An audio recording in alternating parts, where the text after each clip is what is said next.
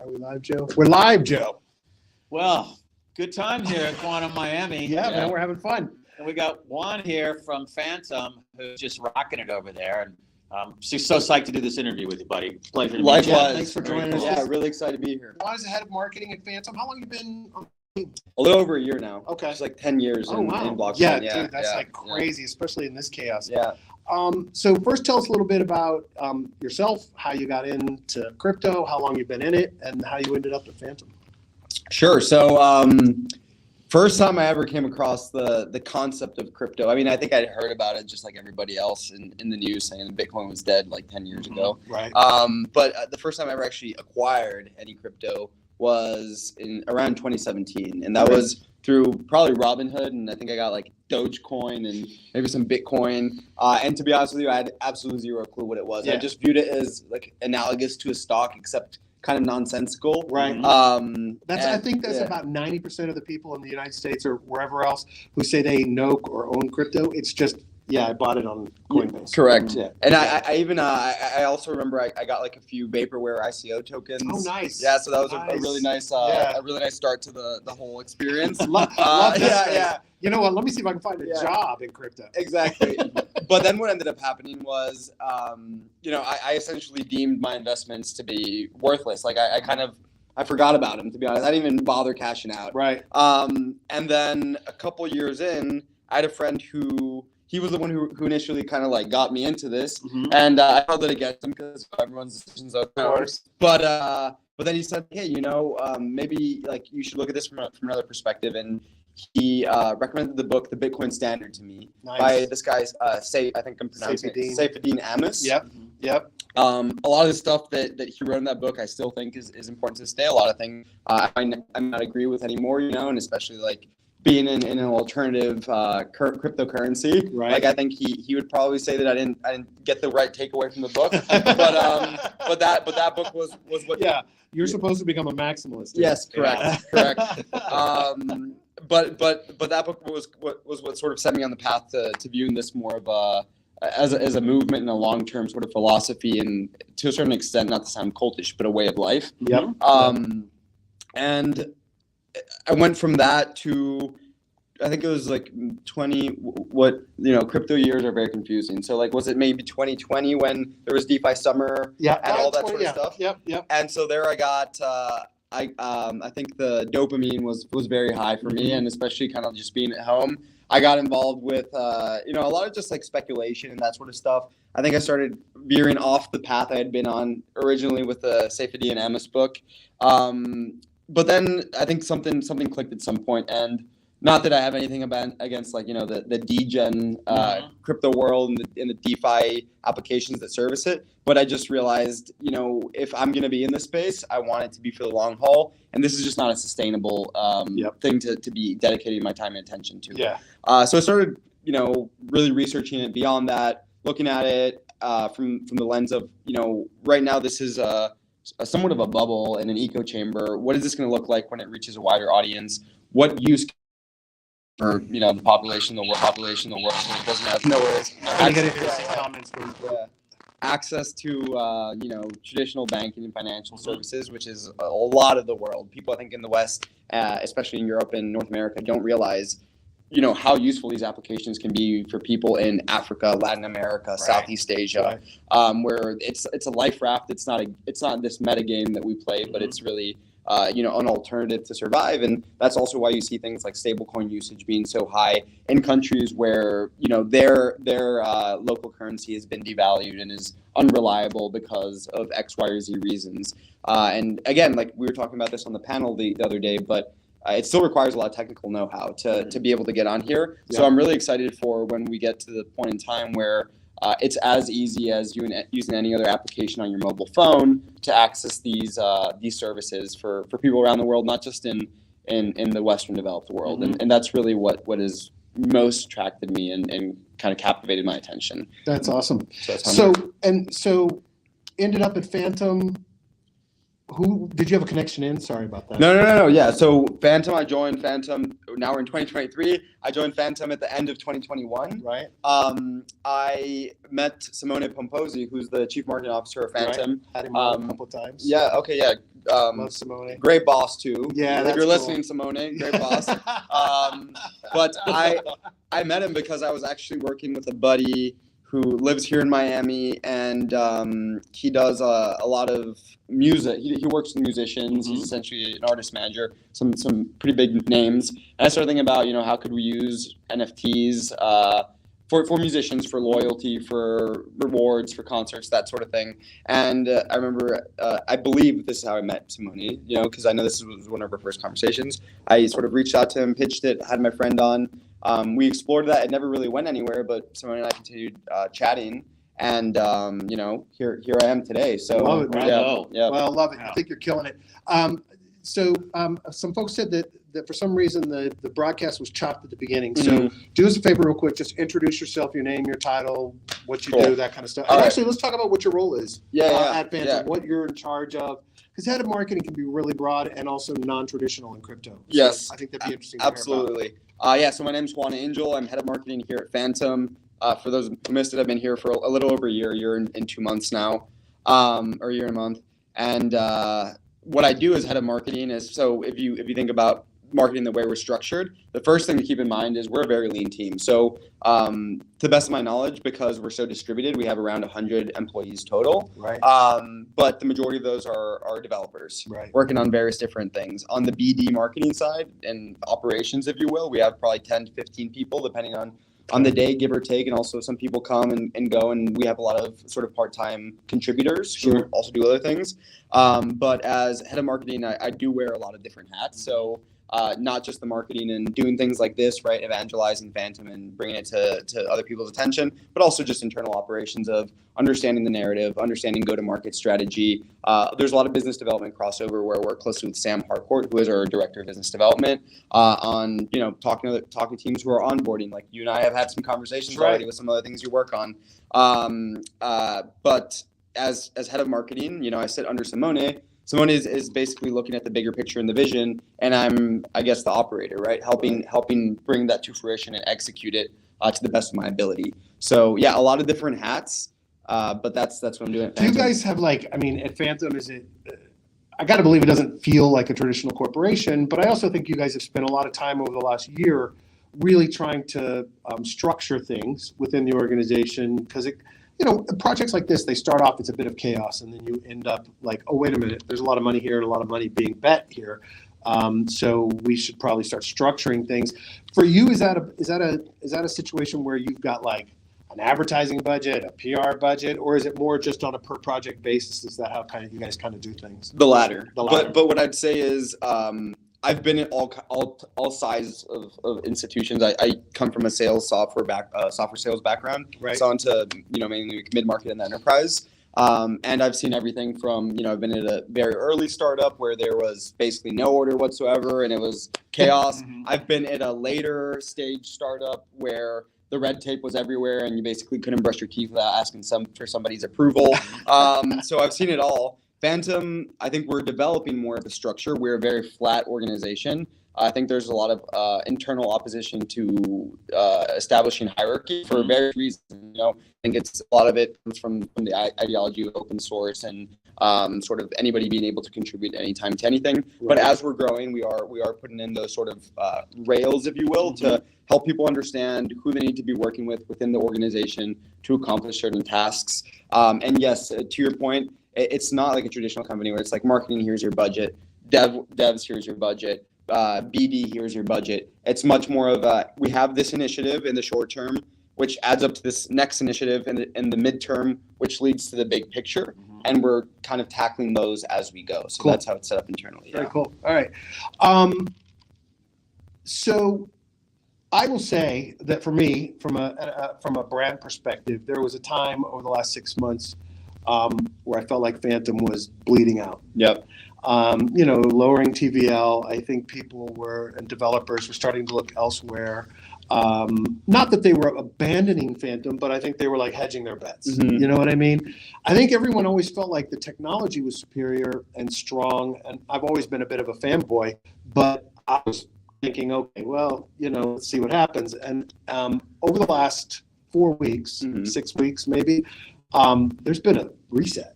And I think a big part of it is the communications that Andres put out, but I also think you guys are all making moves internally to make things happen. I mean, kind of, how are you guys thinking about this? Was this just something where, because I think there's an enthusiasm, and obviously the price, we don't have to talk about price, but the price reflects that people are coming back or saying, wait a minute, something's going on here, right? Do you think, I mean, was that something that you guys consciously thought through? Was this just Andre saying, hey, I need to communicate this stuff because people don't understand that, hey, we have a 30-year runway here? I think that was the pivotal piece. But give me some insights, if you could, on kind of what the process has been like over the last few weeks. I mean, I'd say the first thing is that you're totally right. If like any growing company, I think sometimes people forget that these things happen in real time, and it's real people trying to understand how to react to them. Right. And if I can put it this way, I think that we had a bit of an existential crisis, of like trying to figure out who we are, what are we trying to accomplish, what differentiates us.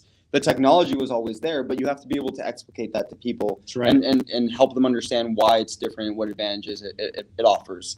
So yeah, absolutely acknowledge that. And I'll also say that it's a lot more fun to be on the public facing end when things are going well than when they're not. But if I were to build a team, I'd build a team that consists of people who have continued to build and operate businesses during times of a lot of public scrutiny and a lot of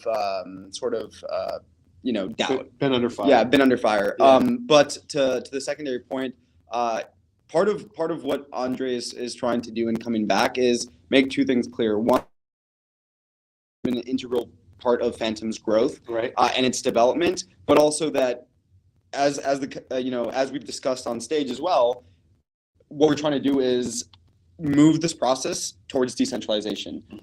So to put in the guardrails so that when we are fully removed from the equation, this thing continues to run like a smoothly operating machine.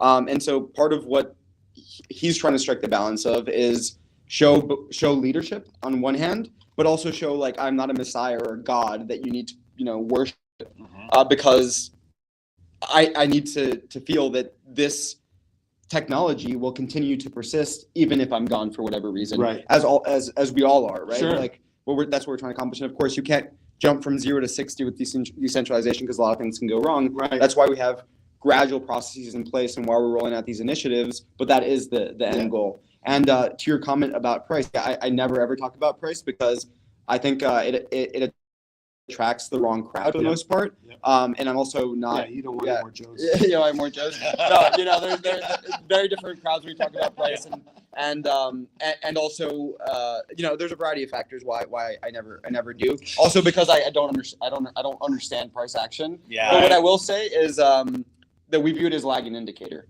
for us, right? For us, the main KPI.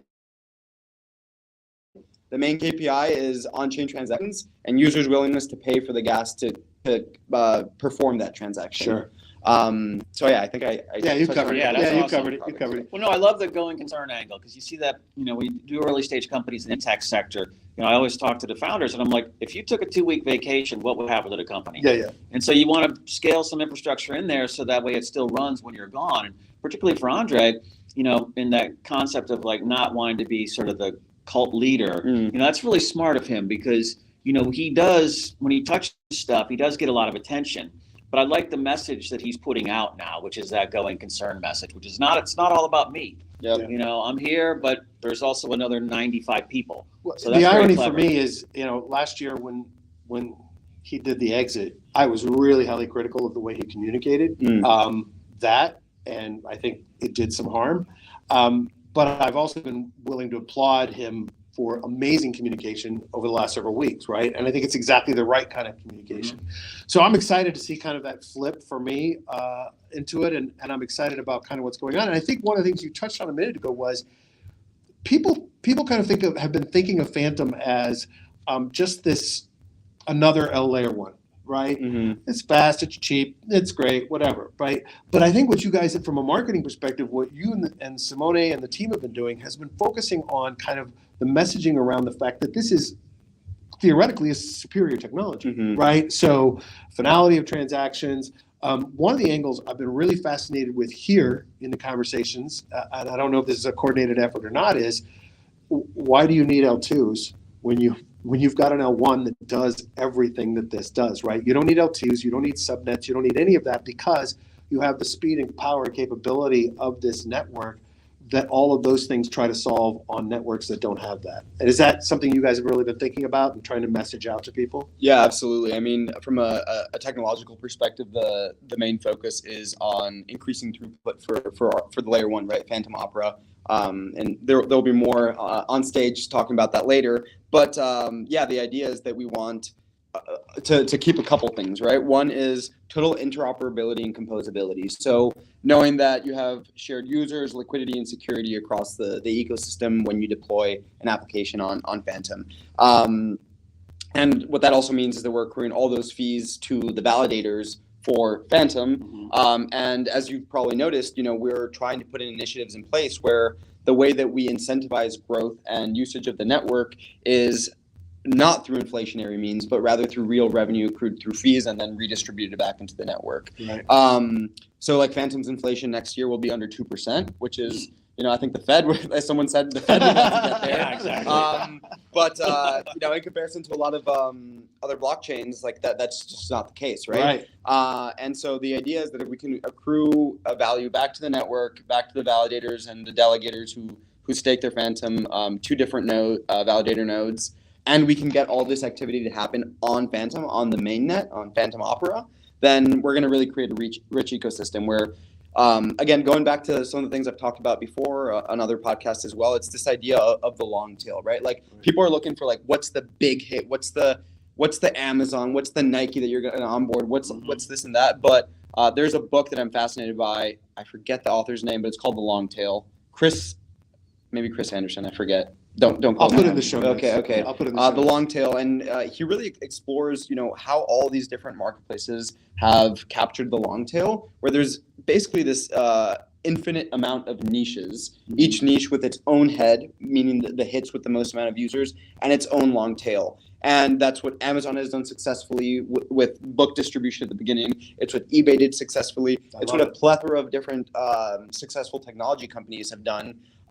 And that's, I think, where a lot of our value capture will be, is not just going after the whale companies and saying, we're going to plaster your logo all over our cars, but rather saying, we're going to open up a decentralized, permissionless marketplace for anybody who has the capability to develop and deploy a decentralized application to do so, and have out-of-the-box smart contract auditing security systems like Watchdog, DDAO, having funding mechanisms which go to the small fish like Gitcoin, and even when you get to sort of mid-stage growth, the ecosystem vault. And then when you get bigger, then you have the DAP gas monetization, where 15% of all the gas fees your smart contracts generate go back to you. Mm-hmm. And I think this has to be a shift of mindset. People are saying, how are you going to onboard the Web 2 giants to Web 3? And this is something I've talked about with Andre before. What if we start thinking about it differently? What if we start thinking about the big businesses in Web 3 being businesses that are built on new foundations of different revenue models that didn't exist before? So instead of trying to fit it in, trying to actually building them from the correct. I love it. And this is I'm paraphrasing his thesis, right. But this is something I was talking about with Andre the other day. It's this thesis that a lot of the giants in the space are going to be Web3 natives, right? Yeah. It's not necessarily going to be a Web2 company who retrofitted its tech stack to be Web3. Mm-hmm. It may be new business models that now, because of things like gas monetization, can come to fruition in ways that couldn't before, where it's very similar to affiliate rewards, but also completely different, right? Right. Yeah. Well, and then you're aligning incentives, right? Every project wants to see more people come into the space, so the more integrations, the more cross-protocol stuff that's happening, the more the gas is going to go up, the more people are going to be using it, the more exposure everybody has. You know what that reminds me of is, I remember we're both .com veterans, and before .com, all the IT stuff was a cost. It was an expense. It was system administrators, basically. And when .com came around, it created digital revenue streams, which nobody had ever thought about. It didn't exist. And so you created these viable businesses now with your content, whether it was, phone book listings or, big databases of, MLS type stuff.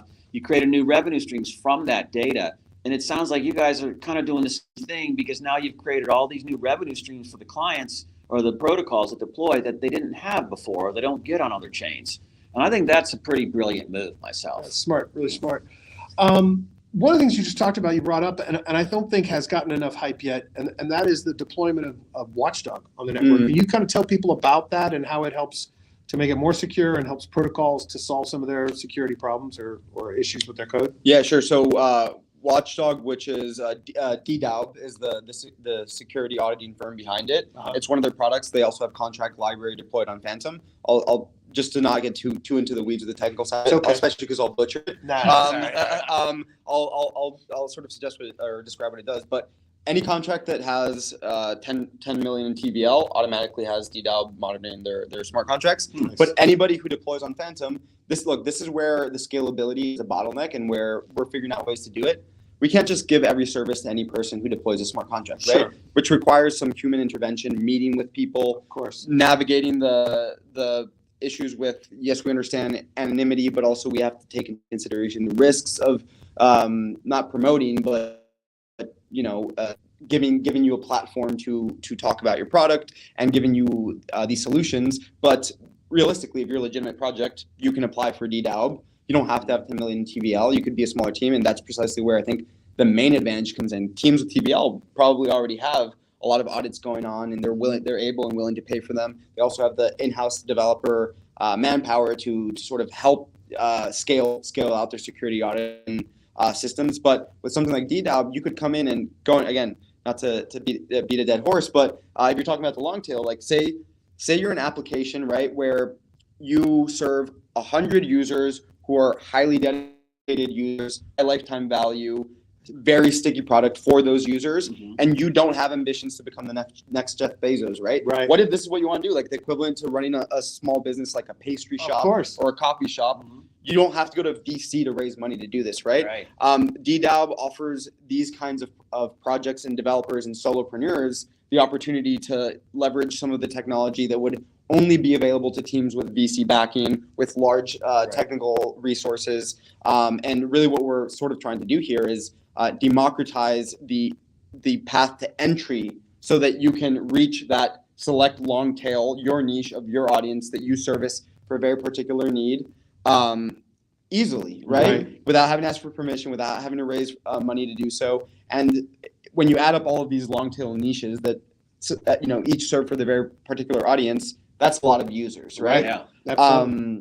Now, Watchdog actually scans for common issues, common exploits in Solidity code. Yes. So that it's not a full-blown audit, but it'll at least help you find, if you're deploying something, it'll help you find problems you may already have that you've inherited from old code or whatever. It'll help you find those, identify them, and fix them so that people, here's the bottom line. There's just straight deployment onto the thing and say, yeah, my buddy checked it, right? You've got friends that have checked your code. There is full-blown audit, which is hundreds of thousands of dollars, and you're waiting 6, 9, 12 months to even get in the queue at the audit company. And then in between is a solution like this that will get smarter over time. I'm assuming they continue to add things to it so it detects more problems, more issues. So here's the bottom line. Not everything deployed on Fantom, but those that are getting deployed and meet the criteria are actually getting the scan. So there's a level of more assurance and more security for people using a lot of these protocols on Fantom than they would get on kind of Wild West deployments. Correct. And the way it actually works is, so this is a programmatic continuous smart contract auditing engine. But if something is flagged, it gets flagged to a human auditor on the DDAUB side, and then that auditor will reach out to the team to say, hey, this is what happened. Like recently, they just found a potential exploit for a protocol on Fantom, reached out and resolved it before anything went wrong. Nice. And DDAUB, over the course of its existence, has saved tens of millions of dollars already across different chains and bridges. And it's a really smart business. Yes. I love that model. That's fantastic. All right, let me get to let's see. Had a couple of questions from folks that are listening. Shizzy says, are there any dApps that are not out yet that you're excited about that you know are coming? I'll say that I don't want to name specific names. Okay. But I'll say that the scope of what you've seen on Fantom so far is the tip of the iceberg. Nice. It's mainly been a DeFi chain, and that's great. DeFi is important. It's a huge sector, but it's not everything. And especially what we're moving towards with things like account abstraction, there's a lot of use cases that are going to be enabled. And we've had conversations with a lot of different teams in totally different verticals. I'm talking like insurance, tokenization of real world assets. All of these have pros and cons, of course, in terms of, especially depending on where you're ideologically aligned with the idea of permissionless nature of crypto. But needless to say, like I think when people ask these questions, what they're expecting is what's the next big DEX or what's the next big whatever it is. Lending protocol or something. But what I think it's going to be is there's some really strong ones, and I'm sure there will be others that come out to challenge the incumbents. That's what we want. We want to enable competition so that the market can dictate who receives what resources from the network's revenue. But I think what's most exciting is thinking about the new business models we haven't yet seen that are yet to come and are starting to formulate their game plan for how they're going to deploy and when. From a biz dev perspective, are you guys reaching out to existing protocols, trying to get them to deploy to Fantom that may be on other chains, but also kind of fostering developers to build new things at the same time? Yeah, so I'll say, there's a couple things. One is we've talked a bit about this sort of what's going to be the next sort of Web3 native business model that's going to be huge, right? Right. That doesn't mean we're not courting like some of the Web2 incumbents and giants, but we have a lot of network upgrades coming in the future. And I'm sure, as you both know, when you're working with the enterprise, making a change to the tech stack that requires something serious is enough to kill a business relationship and potentially get ripped out of the tech stack. So we're not in a hurry to onboard any of these the traditional giants you can imagine before these network upgrades take place, so that if there is something like a hard fork, for example, or something like that, we don't have to restart the whole relationship and cost them tens of millions of dollars with their own compliance and internal development work. That's great. But I think I didn't answer your question. Did I? So no, you didn't. The question was, are you targeting both? Okay. Yes. Existing protocols on other chains, as well as new builders with hackathons or whatever to encourage developers to bring. So I'd say where we're really ramping up our efforts right now is outbound business development efforts. I've been at companies in software where it was all outbound. I started as sales development representative myself, literally cold calling people. So I know that those can be high value deals, but it's a grind. Right. And I've also been at companies where we have a huge flow of inbound leads. That's not infinitely scalable, of course. Right. But that's where we are right now with Fantom. We have so many inbound leads that we don't have enough people to actually handle these those, calls. much less do outbound. So we realize that that's not infinite and forever. We do want to be more strategic in our outbound business development efforts. It is happening, and we have conversations with these sort of high value potential partners for, hey, look, this is what we're planning, and this is what we want to do years down the line, or 6 months down the line. But no, we're not trying to get the biggest company you can think of to come and make an announcement that they've partnered with Fantom today. Yeah, that makes sense. Yeah. Makes sense. Eamon, who may or may not be working on a project that I think should deploy first on Fantom, as said, gas monetization could drive incentives for very inefficient transactions, driving away from gas-saving efforts. I'm not sure what he means. I think I know what he means. Good. He means that he's concerned. He's concerned that people are going to try to game this and drive up gas costs. Drive up gas costs, make it multi-step processes where it could be more efficient. There's two ways to look at this. One is, again, this is a competitive marketplace. So if you make the experience highly inefficient for your users, what do you think is going to happen if there's another competitor that offers a better experience? Yeah. They're going to go there. It's like, McDonald's could go ahead and charge double what Burger King is doing and make their burgers inferior with worse quality meat. People are just going to go to Burger King. That's how a market works, right? Yeah. So that's the first part. And the second part is, even then, we think that that side of the market's going to regulate itself simply through efficiency, because if protocols start trying to game it, they're going to make the experience worse for the users. They're going to cost their users more money, and people aren't going to go for that because people are smart. And somebody will call it out with a dashboard saying, look, look what this project they're trying to game it. Yeah. And even then, this is part of the spectrum of centralization, decentralization, where this is, again, all these things are pilot programs, right? So if we see that somebody's just coming out and they're getting in, because at the beginning, their select projects imply that meet the criteria of 1 million transactions on a specific smart contract. But if they come out and we just see that they're coming out with bad intent, we can claw this back, right? Nice, Like, right. yes, I understand that's not in the nature of permissionless and decentralization, permissionless nature of decentralization, but we're trying to figure out what are the attack vectors Right. and what do we need to put in place so that we can then programmatically do this in a way where nobody has to talk to the foundation. They can simply apply through governance for the gas monetization program, get it, and then if they start, acting maliciously, this thing can govern itself. But ultimately, I think even more effectively than that is just the market making its own decisions. Sure. If you create an inferior experience, what do you think is going to happen? That's Yeah. it. Yeah. Great answer. At a high level, why is the FVM better than the other EVMs on the market? So there's, I forget this exact statistic, but it's something like the EVM slows us down by 90% in terms of our throughput for the layer 1, for Phantom Opera. We launched and deployed with the EVM because the initial focus, like a lot of other blockchains, was on the consensus mechanism, like KESIS. Right. And at the time, the EVM was the best thing there was. And I think that if you ask Andre or Michael, they'd say that it was a great decision to launch with Sure. the EVM. But now we've reached a point in time where we realize, like, we are not planning on scaling horizontally, if you want to call it that, with things like layer 2s, subnets, rollups, side chains, whatever, which means that if the EVM is the bottleneck, we need to address that. Right. For the FVM, we have Professor Bernard Schultz, who I've done an interview with him on Vertical Blocks. If you're listening, you should go check that out. It's, I think, the second episode. Professor Bernard Schultz is a legend. He's a professor at the University of Sydney. He was a co-founder of Sun Microsystems, and I believe he's been called by more than a couple of people the father of the virtual machine. Nice. So he is an expert in this. He has a team behind him. We've recently hired more developers who work with the Ethereum Foundation. Some of them are postdocs who work with Bernard and are specialized in the EVM. So there's a strong team behind that that's 100% laser focused on developing the FVM. And by the way, when I say developing the FVM, this is a series of upgrades over time. It's like your hair growing out. It's not like you wake up one day and it's long, right? It happens over time with a series of incremental upgrades until it reaches its finality, which, by the way, it never will, because this is a continuous. Continue to improve. Yeah.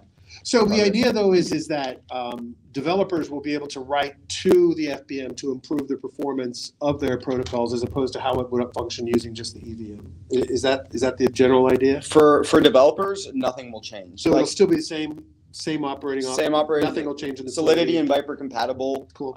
And yeah, that's the idea. Is that if you come to Phantom from another chain, you don't have to learn any new languages. And if you start at Phantom and then you want to go multi-chain, there's a lot of reasons why you might want to do so. You also don't have to learn another language, because most of the big chains are EVM compatible today. So without specific dates, because I would never ask a technology team to give me specific dates. What do you guys have a general timeline of where we're going to be with FVM deployments that you're talking about? Off the top of my head, I couldn't tell you exactly what is planned for when.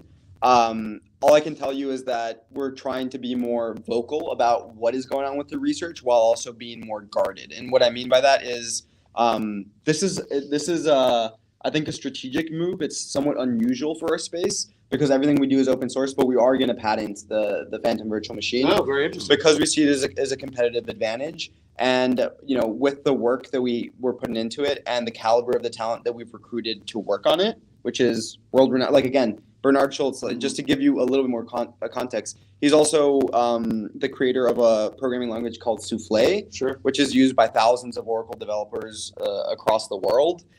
So, I mean, the caliber is very high. We're somewhere between trying to communicate what the technological progress is while still being able to safeguard our research so that it's not cloned, copied, and then deployed. Yeah. Well, look, I mean, I can understand the motivation for it. I think you're going to get grief for a patent. Yes, of course. So of course. just, I hope you guys are I'm prepared. Yeah. Good.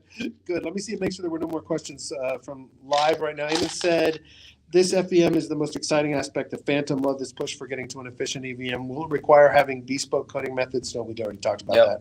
For contracts on Fantom to take advantage of it. No, Eamon. So evidently there will not be any specialized code required for it.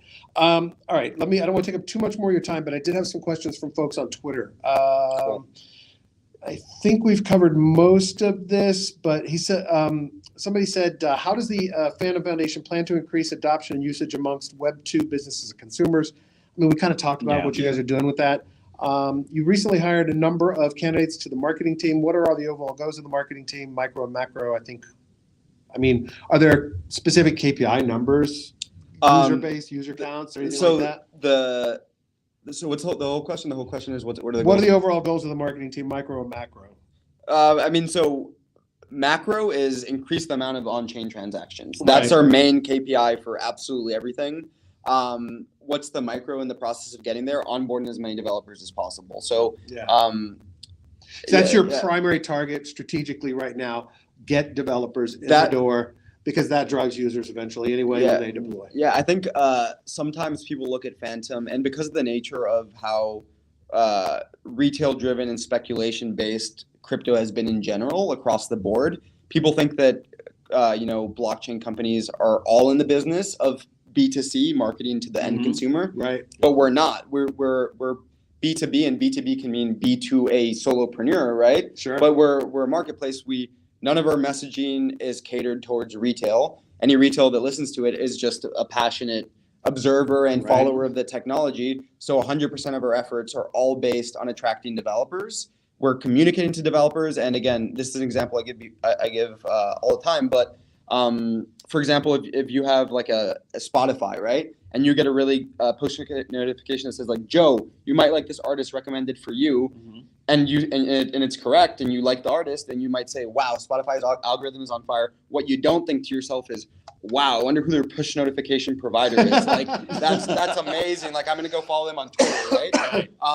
And that's something like, when I've worked with a lot of B2B software businesses, our target demographic or our audience is product managers, user acquisition managers, directors of marketing. It's not their end users, right? So who we want to have as evangelists are these people and these professionals in these roles. That's the same thing we're doing at Fantom, where who we want to have as our main demographic that we're targeting is developers and entrepreneurs and businesses. And then our job is to abstract the process for them to build and for the end user to feel like it's frictionless, so that they can go out and target the end user and acquire whoever their niche is. Like we're in the same way Amazon Web Services is not trying to, acquire each user for every single different technology that leverages their cloud. Right. We're also not trying to do that. That's something that's outsourced to the business development teams of the applications that build on Fantom. That makes sense. Yeah. Well, and I think from the perspective of the foundation, eventually as this thing grows,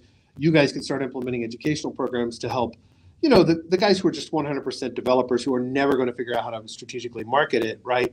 How do you leverage partnerships? How do you get to market? How do you find your target audience? Who's the persona? All of those things are things that you can provide them from an educational perspective, but let each project drive the users to it. That's actually a great idea, because one thing we are working on now is Fantom Academy, which is it's going to be done in-house by some of our developers, but it's basically A to Z, what is blockchain to how do you launch a smart contract on Fantom, right? Cool. But now that you're saying this, I think that's really interesting, because developers may come to Fantom even if they're indie or solo developers. Knowing the technical part of it, what they may not know is the go-to-market part of it. Exactly. And if we can develop a repository or a library of information related to that, not only is it going to attract more talent to Fantom, but it also enable those applications that are on Fantom to increase the amount of users and on-chain transactions. So thanks for the No, I'll talk to you afterwards. I've got a ton of material from I teach at the FIU MBA program. Okay. So would love to happy to chat about ideas around that. Eamon says Fantom could have an accelerator for protocols wanting to deploy as Fantom for Fantom in the first place. Absolutely agree. We can talk about that too. Yeah. Let me make sure there was nothing else critical. What is the user base or the main demographic for the marketing team? We talked about that. We talked about KPIs. Anything else on the technical front or on the deployment front that's coming from you guys we should know about? Any events upcoming people should be attending? We have a lot of events. So Cool. just even today from 5 to 7, if you're in the Miami area or anywhere nearby, come out. We have an event where we're throwing with Chainlink. Right. It's deploying secure smart lending protocols on Fantom. Nice. That's going to be led by It's like a Buns. how-to. Yeah, how to. Okay. Like an introductory course for Cool. if you know how to code, or even if you're just curious, or if you're coming from Web 2, maybe even if you're new to Web 3, come along. It's a code along. Buns, the head Solidity dev of SolSwap, is going to be leading it. Sweet. Sponsored by Chainlink in partnership with Fantom. So that's today. We're gonna do a Nice. bunch more things like this. We've done some in the past, and we have a lot planned in terms of hackathons, so Fantom hackathons, and also partner led hackathons as well. Sweet. And we are, diverting more resources towards that. And really, a chunk of the treasury is going to go towards enabling hackathons and Dude, I enabling love that. Yep. Yeah. I love that. That's fantastic. Joe, did you have anything else you wanted to bring up? No, I mean, just generally super impressed by the laser focus on goals and mission. Yeah, I think it's I just really haven't changing heard now. this much in the space where Yep. it's, just all about on-chain computes basically. And I draw a lot of parallels from like the cloud wars a couple of years ago. I was doing some stuff with Azure in the genomic space, and it was all about, everybody wanted computes, which to me is the same thing in an analog to me. So I started thinking about all the other businesses in the past, particularly genomics. And I know we talked a little bit about that, but it seems like it's the optimal chain for those deployments and anything that's super heavy data intensive. And so I just think you guys are doing a great job. Yeah, Well, absolutely. Super I impressive. appreciate it. Like, the last thing I'll plug as well is, if you've been following the announcements, you've probably heard of this, but we're also working on gas subsidies, or what I call gas abstraction. Right. So what it essentially means is that users won't need to go through this complicated process of, well, I need to get Fantom to put it in my wallet to then pay for gas, and then how do I bridge it? I think we take it for granted because we've done it, So but many times. using crypto is still extremly complicated. It's Yeah, like if you had to painful. learn JavaScript just to send an email, Yeah, right? exactly. And so with gas subsidies, applications, I think this is another thing where everything we're trying to do is to spur competition, right? Right. Competition is the driver of growth. And so applications will have the ability to essentially pay for users' transactions. So like if you have a DEX, for example, and you want to encourage users to use that DEX, you could say, hey, use it. You don't have to bridge Fantom. You can just take advantage of Fantom's Nice. speeds and whatever else it is that you want to pitch as your value proposition. And then maybe that's a sort of a user acquisition in the short term where, yes, you are taking on the burden of paying for those gas fees, but then users become loyal to your DEX, your aggregator, or whatever it is. Yep. And then it goes. So a lot of these things, they all tie together and create this sort of flywheel effect. That's awesome. Yeah, and gas fees are tremendously low on Fantom anyhow, Yeah. so it's Yeah. not going to be a big cost for you to do that. I think that's great. Yeah, absolutely. Yep. Chuck says, great discussion. Nice to hear all the specifics from Juan. Very clearly presented. Thanks, So- Chuck. Appreciate it. Chuck, glad to see you here. Joe, that's all I got for today. Yeah, I'm good too. I think we have a lunch to get to, right? Yeah. Thanks for having me so on, much, guys. man. Really It was appreciate awesome. Thanks, it. Juan. Awesome. Thank you so much. Everybody, Appreciate check it. out Juan on Twitter. His handle will be in the show notes. Shizzy, Chuck, Amen. I'm going to miss it because I can't see the screen. Thanks for participating. We love and appreciate you as always. Apple Podcasts, Spotify, go in there and do those reviews. You guys your task is overdue. Joe wants you to smash the thumbs up on YouTube as always. Thanks, everybody. Hope you have a great evening, Ben. Thank you. Thanks. Thank you.